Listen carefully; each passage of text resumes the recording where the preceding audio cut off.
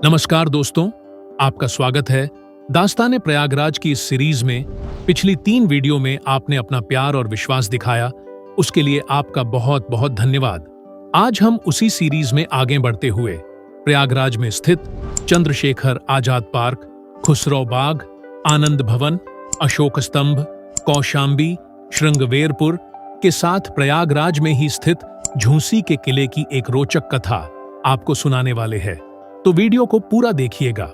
तो चलिए दोस्तों, शुरू करने से पहले अगर आपने अभी तक हमारे चैनल दादी माँ की कहानियां को लाइक और सब्सक्राइब नहीं किया है तो तुरंत कर दीजिए।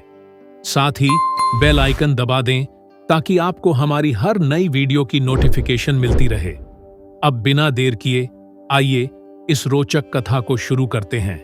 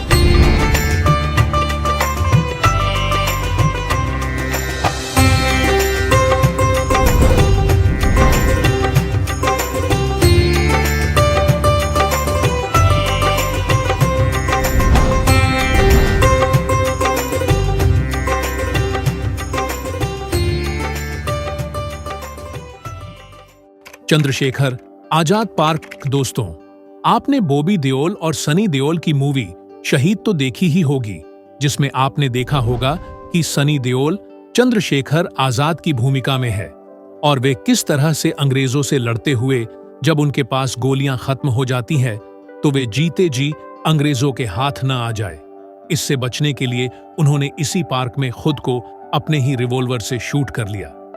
जी हां दोस्तों, ये कहानी सच्ची घटना पर आधारित है। आपने इतिहास की किताबों में प्रिंस अल्फ्रेड पार्क का नाम सुना होगा, जहां पर चंद्रशेखर आजाद अंग्रेजों से लड़ते हुए शहीद हो गए। आज वो पार्क प्रयागराज में स्थित चंद्रशेखर आजाद पार्क के नाम से जाना जाता है और जिस पेड़ के नीचे चंद्रशेखर आजाद शहीद हुए उस जगह को स्मारक का रूप दिया गया है। यह 133 एकड़ का हरा भरा परिसर है। कहा जाता है कि एडिनबर्ग के ड्यूक प्रिंस अल्फ्रेडश द्वारा प्रयागराज की यात्रा की निशानी के तौर पर इसे बनाया गया था, इसलिए इसे प्रिंस अल्फ्रेड पार्क भी कहा जाता है। अंग्रेजों के शासनकाल में इसे कंपनी बाग के नाम से जाना गया, लेकिन बाद में इसका नाम भारतीय स्वतंत्रता सेनानी चंद्रशेखर आजाद के नाम पर चंद्रशेखर आजाद पार्क रखा गया। उन्होंने वर्ष 1931 में यहां अंग्रेजी अधिकारियों के खिलाफ लड़ाई लड़ते हुए खुद को गोली मार ली थी, कोल्ट रिवॉल्वर, जिससे इस क्रांतिकारी ने खुद को गोली मारी थी। पार्क परिसर के अंदर स्थित इलाहाबाद संग्रहालय में रखी गई है। आजाद की एक भव्य प्रतिमा इस हरित क्षेत्र के मुख्य आकर्षण में से एक है। इस पार्क परिसर में बच्चों के लिए मनोरंजक क्षेत्र, एक संगीतमय फव्वारा, इलाहाबाद पब्लिक लाइब्रेरी, जिसे थॉर्नहिल मेयन मेमोरियल भी कहा जाता है, प्रयाग संगीत समिति संगीत के लिए समर्पित एक संस्थान और मदन मोहन मालवीय स्टेडियम मौजूद है। और हाँ, यदि आपने देशभक्ति से भरी इस मूवी को नहीं देखा है तो जरूर देखिएगा। ये मूवी YouTube पर फ्री में मौजूद है। मूवी का लिंक डिस्क्रिप्शन में है। मूवी देखने के बाद या अगर आपने ये मूवी पहले देख रखी है तो ये मूवी आपको कैसी लगी, हमें कमेंट में अपनी राय जरूर शेयर करिएगा। खुसरो बाग। प्रयागराज में स्थित खुसरो बाग, प्रयागराज स्टेशन के पास स्थित इस विशाल बाग में खुसरो, उसकी बहन और उसकी राजपूत मां का मकबरा स्थित है। खुसरो सम्राट जहांगीर के सबसे बड़े पुत्र थे। इस पार्क का संबंध भारत के स्वतंत्रता संग्राम से भी है। यह 17 बीघे के विशाल क्षेत्र में फैला हुआ है। यह चारों ओर मोटे मोटे दीवारों से घिरा है और इसके चारों ओर एक एक दरवाजे हैं। जहांगीर ने इसे अपने आरामगाह के लिए बनाया था। जहांगीर के पुत्र खुसरो के नाम पर ही इसका नाम खुसरो बाग पड़ा। इस बाग में 3 मकबरे हैं। पहला मकबरा शहजादा खुसरो का है। इसका मकबरा खुसरो की राजपूत मां शाह बेगम के लिए बनाया गया था। खुसरो बाग के अंदर जाने का मुख्य द्वार अति विशाल है। इसमें अनेकों घोड़ों की नाल लगी हुई है। ऐसी मान्यता है कि इनके एक वफादार घोड़े ने अपने मालिक की और अपने मालिकन की जान बचाई थी। तभी से लोग बाग के अंदर बने मकबरे में मन्नत मानते हैं और कार्य के पूरा होने पर इसी दरवाजे में घोड़े के नाल लगवा देते हैं। खुसरो बाग में अमरुद के कई बगीचे हैं। यहाँ के अमरुदों को विदेश में निर्यात किया जाता है। साथ ही वर्तमान में यहाँ पौधशाला भी है, जिससे हजारों पौधों की बिक्री की जाती है। आनंद भवन। यह भवन नेहरू परिवार के निवास स्थान के रूप में जाना जाता था। इस भवन के बारे में कहा जाता है कि पूर्व प्रधानमंत्री जवाहरलाल नेहरू के पिता मोतीलाल नेहरू ने अपने पुराने घर स्वराज भवन का उपयोग कांग्रेस के कार्यालय के रूप में किए जाने के बाद अपने नए घर आनंद भवन को खरीदा था। ऐसा कहा जाता है कि 2 मंजिला हवेली आनंद भवन को नेहरू ने खुद डिजाइन किया था। यह भवन यूरोप और चीन से आयातित लकड़ी के फर्नीचर और अन्य विभिन्न कलाकृतियों से सजाई गई भव्यता की मूर्ति लगती है। यह घर आज एक संग्रहालय है, जिसमें मोतीलाल नेहरू, जवाहरलाल नेहरू और इंदिरा गांधी की दुर्लभ तस्वीरों, किताबों और व्यक्तिगत सामानों की प्रदर्शनी है। इंदिरा जी का विवाह भी यहीं हुआ था। वर्ष 1970 में देश की तत्कालीन प्रधानमंत्री इंदिरा गांधी ने इसे भारत सरकार को दान कर दिया। अशोक स्तंभ। प्रयागराज पूर्व नाम इलाहाबाद में अकबर का किला।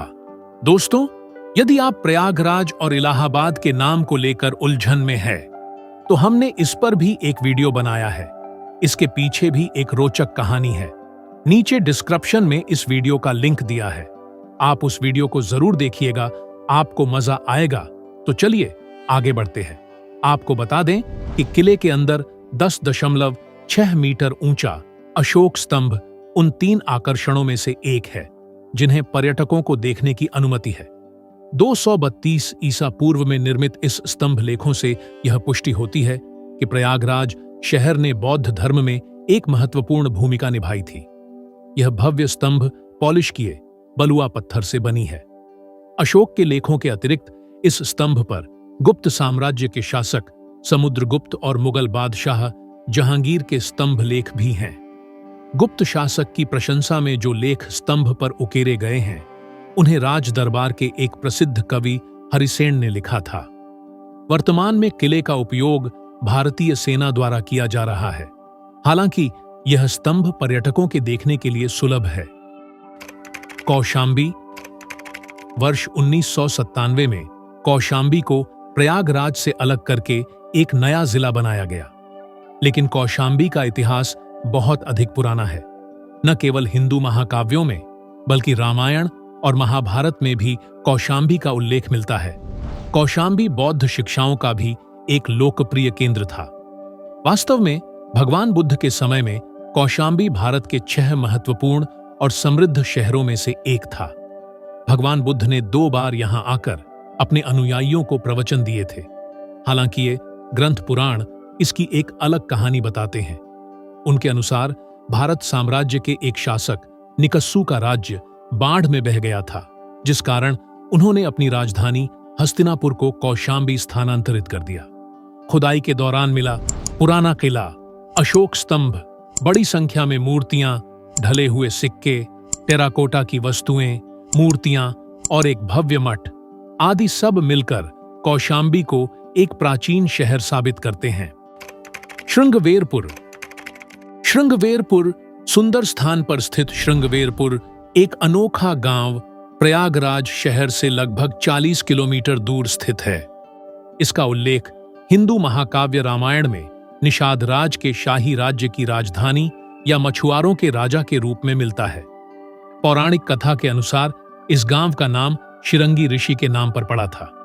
कहा जाता है कि यह वही स्थान है जहां से भगवान राम, देवी सीता और भगवान लक्ष्मण ने रात्रि विश्राम के बाद वनवास जाने के लिए गंगा नदी को पार किया था।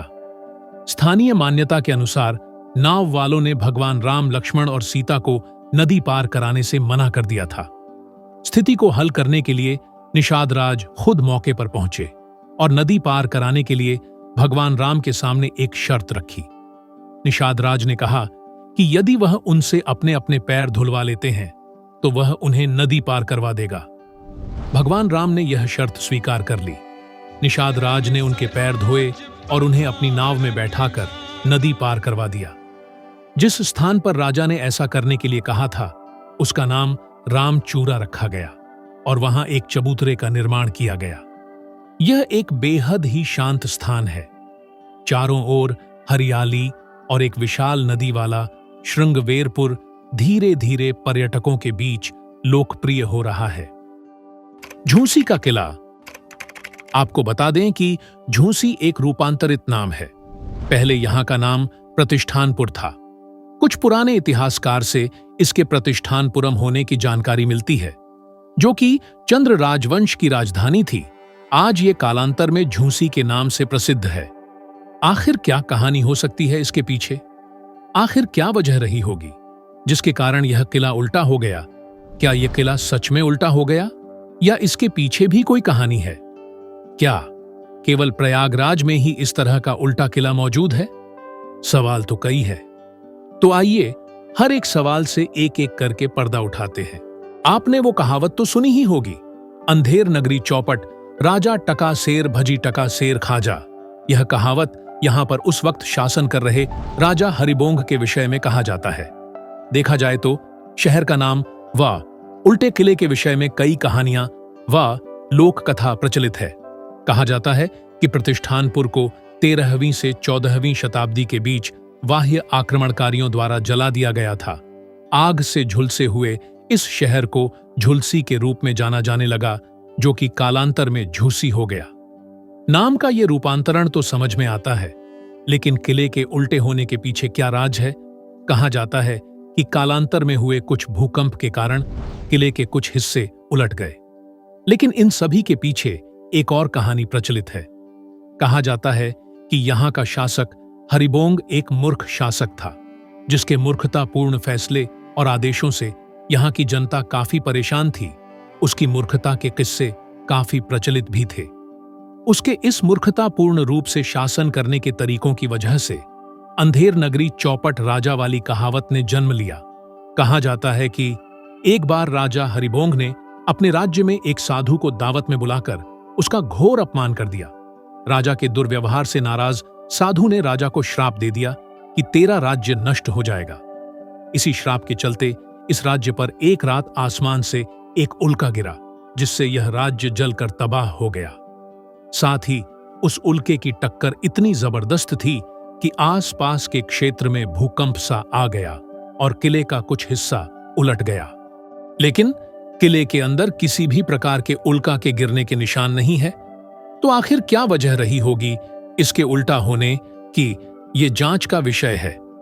यदि हम किले के अंदर जाएं, तो पाएंगे कि किले के कुछ भाग उल्टे हैं, मानो उसे उल्टा ही बनाया गया हो। उल्टा किला सिर्फ इलाहाबाद के झूसी में ही नहीं, बल्कि राजस्थान में जोधपुर का ऐतिहासिक मंडोर का किला भी उल्टा है। इनके उल्टे होने के पीछे की क्या कहानी है, ये तो इनकी दरों दीवारों में दफन है। उल्टा होने के पीछे कहानियां तो बहुत हैं, लेकिन किसी भी कहानी से संतुष्टि नहीं मिलती। एक के बाद एक प्रश्नों का पहाड़ खड़ा हो जाता है। यदि हम दुर्ग रचना या किले के निर्माण या उस समय के आर्किटेक्चर की बात करें, तो राजा बाह्य आक्रमणों से अपने किले की रक्षा के लिए किले के आसपास गहरे नाले बनवाता और उसमें खतरनाक मगरमच्छों को छोड़ देते। शायद उल्टा किला बनवाने के पीछे भी शत्रुओं को भ्रमित करने का उद्देश्य भी हो सकता है, जो कि देखने से प्रतीत होता है। अब आप कभी इलाहाबाद या कहे प्रयागराज आए तो एक बार झूसी का किला जरूर घूमिएगा, और यदि आप घूम आए हैं तो आप हमें कमेंट में अपने अनुभवों को जरूर शेयर करिएगा। आज के लिए इतना ही। तो फिर कैसा रहा आज का सफर? उम्मीद है आपको मजा भी आया होगा, साथ में कुछ ज्ञान भी बढ़ा होगा। प्रयागराज से संबंधित और भी रोचक जानकारी के लिए हमसे जुड़े रहें। धन्यवाद।